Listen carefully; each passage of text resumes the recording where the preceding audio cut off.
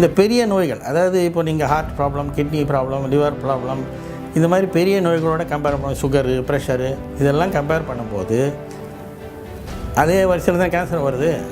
இந்த பெரிய நோய்களோட நீங்கள் கம்பேர் பண்ணும்போது பூரணமாக குணப்படுத்தக்கூடிய ஒரே நோய் புற்றுநோய் மட்டும்தான். நம்மக்கிட்ட வந்து 1008 கேள்வி கேட்பான். இந்த மருந்து எத்தனை வருஷமாக இருக்குது, இதில் எந்த பக்க விலை வரும், எத்தனை சக்ஸஸ் எல்லாம் கேட்பான். அதில் எவனோ ஒருத்தன் தெரியாதவன் ஃபார்வர்ட் பண்ணியிருப்பான். நீங்கள் காலையிலேருந்து எலுமிச்சம்பழம் ஜூஸ் குடிச்சா அவனுக்கு கேன்சர் பண்ணு உடனே டப்புனு அது இன்னொரு 10 பேர் ஃபார்வர்ட் பண்ணிடுவாங்க. ஸோ இந்த வந்து மருத்துவ ரீதியான அட்வைஸ் வந்து பொதுமக்கள் வந்து மக்களும் கொடுக்குறத நிறுத்தணும். சார் இப்போ வந்து சில்ட்ரன்ஸ்க்கு வந்து நீங்கள் சொன்னீங்க, இப்போது லேடிஸ்க்கு வந்து சொன்னீங்க, ஜென்ஸுக்கு வந்து என்ன மாதிரியான இதெல்லாம் அதிகமாக வருது? அதில் வந்து நம்ம ஜென்ஸ் வந்து நான் சொன்ன மாதிரி இந்த வாய் மற்றும் தொண்டை சார்ந்த புற்றுநோய், ஹெட் அண்ட் நெக் கேன்சர்னு சொல்கிறாங்க இங்கிலீஷில், அது பெரும்பாலும் வந்து புகையிலை சார்ந்து தான். அதுதான் நம்பர் 1 இருக்குது. மற்றபடி பார்த்திங்கன்னா நுரையீரல் புற்றுநோய், அதுவும் புகையிலை, பின்ன அப்புறம் இந்த காற்றில் இருக்கிற மாசு, அது இப்போ பெரிய ப்ராப்ளம் ஆகிட்டு வருது. பொல்யூஷன், எஸ்பெஷலி இந்த சிட்டிஸ்லாம் பார்த்திங்கன்னா, இப்போ நீங்கள் இப்போ தேர்டில் இறங்கி சுவாசிச்சிங்கன்னா அந்த கேன்சர் வர கெமிக்கல் நிறைய உள்ளே தான் போய்ட்டுருக்கோம். ஒன்லி திங் அது எல்லோரும் கேன்சரை மாறுறதில்லை, அவ்வளோதான். அது ஏன்னா அவங்களுடைய அதிர்ஷ்டம் தான் சொல்லுவேன். அதிர்ஷ்டம்னா அதை நம்ம உடம்புல தடுப்பு சக்தி இருக்குது, அது சில பேருக்கு அது ஒர்க் பண்ணுது, சில பேருக்கு ஒர்க் பண்ணல, அவ்வளோதான் வித்தியாசம். ஸோ இது 2 தான் ரொம்ப ஜாஸ்தி. அதே மாதிரி ஏற்கனவே சொன்ன மாதிரி இந்த இரைப்பை புற்றுநோய் வரலாம், இந்த பெருங்குடல் புற்றுநோய், அது கூட ஜென்ஸில் நிறைய வரும். அப்புறம் கொஞ்சம் வயசான ஒரு 50 வயசுக்கு மேலே இந்த ப்ராஸ்டேட்னு ஒரு சுரப்பி இருக்குது, அதில் புற்றுநோய் வரும். அது ஆக்சுவலாக ஆண்களுக்கு மட்டும்தான் இருக்குது அந்த சுரப்பி, அதில் வரலாம். ஸோ இதெல்லாம் ஆமாம். சரி, இப்போ வந்து நீங்கள் சொன்னீங்களா பொல்யூஷன் வந்து அதிகமாக இருக்குது அப்படின்னு, அதுலேருந்து நம்மளை வந்து கொஞ்சம் சேவ் பண்ணோன்னா மாஸ்க் வந்து ரெகுலராக நம்ம யூஸ் பண்ணால் வச்சுக்க முடியுமா சார்? அதில் ஒரு மாஸ்க் என்ன சார், இப்போ மக்கள் வந்து போடுற மாஸ்க் பெரும்பாலும் ஒன்றும் பண்ணாது. ஓகே, இந்த துணி மாஸ்க் ஒன்றும் பண்ணாது. ஓகே, இந்த சாதாரணமாக நீங்கள் ஒரு ப்ளூ கலர் ஒரு மாஸ்க் பழக்குவீங்க, அதுதான் காமனாக நிறைய பேர் யூஸ் பண்ணுறாங்க. அதுவே வந்து உங்களுக்கு 100% ப்ரொடெக்ஷன் கொடுக்காது. அது ஒரு குறிப்பிட்ட சைஸ் இந்த பார்ட்டிகல் இருக்குது, அது வரைக்கும் தான் ஃபில்டர் பண்ணணும். 2வது மாஸ்க் வந்து இப்போ மக்கள் என்ன பண்ணுறாங்க, மாஸ்க்லேயே நிறைய தவறு பண்ணுவாங்க, சரியாக போட்டுக்க மாட்டாங்க.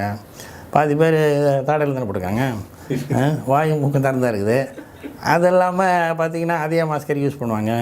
அப்புறம் வாஷ் பண்ணி வெயிலில் காய வச்சு அப்புறம் மாஸ்க்குடைய ஃப்ரெண்டை தொடுவாங்க. சரி பூச்சி, இப்போ நீங்கள் எதோ பிளாக் பண்ணுறீங்க, அது வந்து மாஸ்கில் தான் ஒட்டிக்குது, கரெக்டாக அதுக்கு தொட்டுட்டு அதுக்கப்புறம் மறுபடியும் வாயில் எங்கே வைப்பாங்க. ஸோ அது வந்து மாஸ்க்கு கரெக்டாகபடி அந்த N95 ஒரு மாஸ்க் இருக்குது, அது நல்ல மாஸ்க். அது பார்த்திங்கன்னா 99% ஃபில்டர் பண்ணும். ஆனால் அப்போ வந்து நம்மலாம் வந்து இந்த இன்னும் சில வெளி கிரகத்துலேருந்து வர ஆள் மாதிரி இருப்போம். எப்போவுமே ஒருத்தர் அடையாளம் கூட தெரியாது. அதனால் நடைமுறையில் பார்த்திங்கன்னா அதெல்லாம் ஒத்துக்கு வராது. நீங்கள் அப்புறம் தண்ணி குடிக்கணும், சாப்பிடணுன்னா மாஸ்க் எடுப்பீங்க. இப்போ நீங்கள் ஒரு ஆஃபீஸில் ஒர்க் பண்ணிங்கன்னு வச்சுங்க, நீங்கள் எல்லோரும் போய் தனியாக ரூமில் சாப்பிட மாட்டீங்க, இந்த ஒரு கேன்டீன் இருக்கும், எங்கேயா இருக்கும், சேர்ந்து தான் சாப்பிடுவீங்க. அதனால் இதெல்லாம் வந்து அந்தளவுக்கு நடைமுறையில் ஒத்து வராது. சார், கேன்சரில் வந்து எத்தனை ஸ்டேஜஸ் இருக்குது சார்? அது ஸ்டேஜ், அதாவது மக்கள் வந்து கன்ஃபியூஸ் பண்ணுறது ஸ்டேஜ், கிரேடு 2 வார்த்தை இருக்குது. இந்த ஸ்டேஜுன்றது நோயுடைய கட்டம் அப்படின்னு சொன்னால் அது ஆரம்பித்த இடத்துலையே இருக்குதா, இல்லை அங்கேருந்து பரவி உடம்புல வேறு எங்கேயா பாதிப்பு இருக்குதான். அந்த ஒவ்வொரு புற்றுநோய்க்கும் அதனுடைய பரவல் பேட்டர்ன் ஒன்று இருக்குது. 2வது அதை ட்ரீட்மெண்ட் பண்ணால் எந்தெந்த இடத்துல பரவி இருக்கோ அதுக்கேற்ற மாதிரி ரிசல்ட் மாறும். ஸோ அந்த அடிப்படையில் பொதுவாக எல்லா புற்றுநோயுமே சேர்த்து சொல்லும்போது 4 ஸ்டேஜ் இருக்குதுன்னு சொல்லலாம். மறுபடியும் பொதுவாக சொன்னால் முதல் ஸ்டேஜுன்னு சொன்னால் அந்த உறுப்பில் மட்டும்தான் இருக்குது. 4வது கட்டம் அப்படின்னு சொன்னால் பல உறுப்புகளில் பரவி இருக்குதுன்னு அர்த்தம்.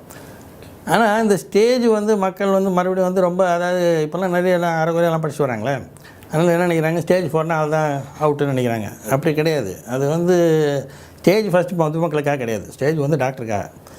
ஏன்னா எங்களுக்கு வந்து ட்ரீட்மெண்ட் வந்து எந்த வழியில் போகலாம், எந்த திசையில் திருப்பலாம்ன்ற தெரியறதுக்காக தான் எங்கள் ஸ்டேஜ், பொதுமக்களுக்காக கிடையாது. அவங்களுக்கு அதெல்லாம் யூஸ் கிடையாது. ஏன்னா நான் சொன்ன மாதிரி அது மிஸ் அண்டர்ஸ்டாண்டிங் தான் பண்ணிக்குவாங்க. ஏன்னா ஸ்டேஜ் 4 வந்து அது ஜஸ்ட்டு ஒரு நிர்ணயிக்கக்கூடிய, எதிர்காலத்தை நிர்ணயிக்கக்கூடிய ஒரு விஷயம் தான் அது. இப்போ நிறைய சில நோயில் பார்த்திங்கன்னா ஸ்டேஜ் 4 குணப்படுத்தலாம், சில நோயில் பார்த்திங்கன்னா ஸ்டேஜ் 3 கஷ்டம். வேறு அவங்களுக்கு உடம்பு நோய்கள் இருக்கலாம், ஹார்ட் ப்ராப்ளம் இருக்கலாம், கிட்னி ப்ராப்ளம், அது மாதிரி பல விஷயங்கள் வந்து எதிர்காலத்தை பாதிக்கும். ஸோ ஸ்டேஜ் மட்டும் வச்சு சொல்ல முடியாது. ஆனால் 4 ஸ்டேஜ் இருக்குது. ஸ்டேஜ் 4 அகெயின் பொதுவாக சொன்னால் சில புற்றுநோய் தவிர மற்றதுலலாம் வந்து பூரணமாக குணப்படுத்துறது கஷ்டம். அதே சமயத்தில் ஸ்டேஜ் 1 கிட்டத்தட்ட எல்லா புற்றுநோயிலையும் குணப்படுத்தலாம்.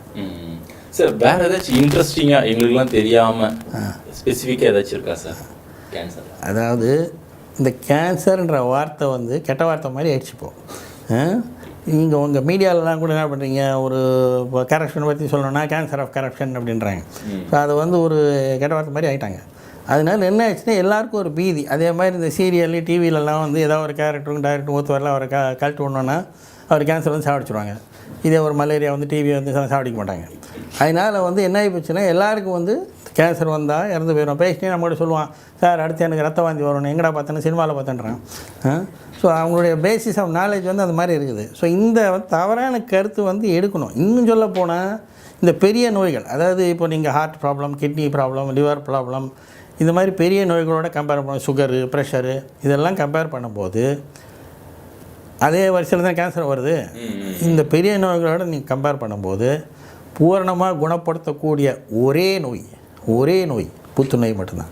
இப்போ நான் சொன்ன மற்ற எல்லா நோயும் வந்ததுன்னா வாழ்நாள் பூரா அந்த பிரம்மஹத்தின்னு ஒன்று சொல்லுவாங்க, அது பிடிச்சா விடாதுன்னுவாங்க. அதை மாதிரி வாழ்நாள் பூரா அவங்களுக்கு டயட்ரி அட்ஜஸ்ட்மெண்ட்டு மெடிசன் எடுத்துக்கிட்டே இருக்கும். இன்றைக்கி உங்களுக்கு சுகர் வந்ததுன்னா அடுத்த 40 வருஷத்துக்கு சுகர் டாக்டர் போயிட்டு தான் இருக்கணும். இன்றைக்கி உங்களுக்கு ஒரு கிட்னி ப்ராப்ளம் தான் சாவரவங்க கிட்னி டாக்டர் போயிட்டு தான் இருக்கணும். நிரந்தரமான நிவாரணமே கிடையாது. ஆனால் இது எதுக்குமே மக்கள் பயப்படுறதில்ல. இந்த நோய் எல்லாமே ட்ரீட்மெண்ட் பண்ணலான்னு ஆளு காலி. ஆனால் அதுக்கும் பயப்படுறதில்ல. Liver problem, kidney problem, heart problem, sugar, pressure, இதெல்லாம் காமனாக இருக்குது. பெரிய நோய் மக்கள் நம்ம மனசில் இருக்குது. சாதாரண ஜுரம், முதுகுவலி அது வேறு. இந்த மாதிரி பெரிய நோய்களோடு ஒப்பிட்டு பார்த்தா இதில் எதுவுமே க்யூர் கிடையாது. இது எல்லாமே சாகக்கூடிய நோய் தான். ட்ரீட்மெண்ட் பண்ணலன்னா நீங்கள் சுகர் வந்துட்டு நீங்கள் ட்ரீட்மெண்ட் எடுக்காமல் பார்த்தீங்கன்னா போய்வீங்க. அதுவும் தான் கிட்னியை பாதிக்கும், ஹார்ட்டை பாதிக்கும், பக்கவாதம் வரும், எல்லாம் வரும். ஆனால் இதெல்லாம் வந்து மக்கள் பெருமையாக பேசிக்கிறாங்க.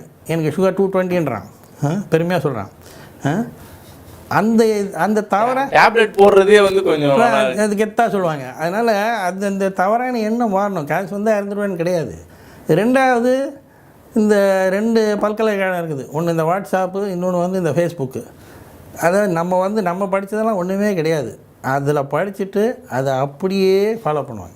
நம்மக்கிட்ட வந்து 1008 கேள்வி கேட்பான். இந்த மருந்து எத்தனை வருஷமாக இருக்குது, இதில் எந்த பக்க விலை வரும், எத்தனை சக்ஸஸ் எல்லாம் கேட்பான். அதில் எவனோ ஒருத்தன் தெரியாதவன் ஃபார்வர்ட் பண்ணியிருப்பான். நீங்கள் காலையிலேருந்து எலுமிச்சம்பழம் ஜூஸ் குடிச்சா அவனுக்கு கேன்சர் பண்ணு உடனே டப்புன்னு அது இன்னொரு 10 பேர் ஃபார்வர்ட் பண்ணிடுவான். ஸோ இந்த வந்து மருத்துவ ரீதியான அட்வைஸ் வந்து பொதுமக்கள் வந்து மக்களும் கொடுக்குறத நிறுத்தணும். புரியுங்களா? இப்போ நான் எங்கிட்ட வந்து காரை பற்றி கேட்டால் எனக்கு என்ன தெரியும்? எங்கிட்ட யாராவது அட்வைஸ் கேட்பாங்களா? உங்கள் கார் சத்தம் போட்டு தான் இது பண்ண எல்லாம் ஃபாலோ பண்ணுவாங்க மாட்டாங்கல்ல. அப்போ அதில் இருக்கிற அறிவு கூட தன்னோட உயிர் சம்மந்தமான விஷயத்தில் மக்களுக்கு இல்லை. இது படித்தவன் படிக்காதவன் வித்தியாசமே கிடையாது.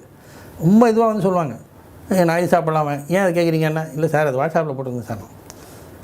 அப்படின்னா சொல்லி நம்ம படித்ததுக்கு அர்த்தமே இல்லை. அதே மாதிரி கூகுள்னு ஒரு கடவுள் இருக்கார்.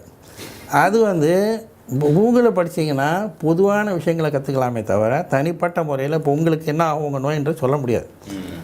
ஆனால் அதை படிச்சுட்டு வந்து எனக்கு அது கொடுங்க, இல்லை எனக்கு எது கொடுக்கல, இந்த மாதிரி கேள்வி கேட்பாங்க. அப்போ நமக்கு வந்து இதை ஆன்சர் பண்ணுறதுலே பாதி டைம் போயிடும்.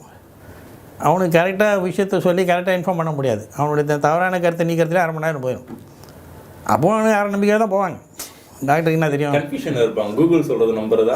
அதே சொல்கிறேன். அப்போது இந்த மாதிரி நம்ம நாட்டில் தான் இதெல்லாம், வெளிநாட்டில் அந்த மாதிரி பேச மாட்டாங்க. நான் சொன்னேன் 20 வருஷம் வெளிநாட்டில் இருந்தேன். யாரும் இதெல்லாம் கேட்க மாட்டாங்க. டாக்டர் என்ன சொல்கிறாரு கேட்டுக்குவாங்க. அது ரெலவெண்ட்டாக கேள்வி கேட்பாங்க. இந்த ட்ரீட்மெண்ட் எப்படி எடுக்கணும், இதுக்கு என்ன பக்க விலை வரும், என்ன செலவும், இதெல்லாம் தான் கேட்பாங்க. அதெல்லாம் விட்டுட்டு இந்த என்னமோ இருக்கிறதெல்லாம் ஊரில் இல்லாத விஷயத்தெல்லாம் வந்து போட்டு குழப்ப மாட்டாங்க.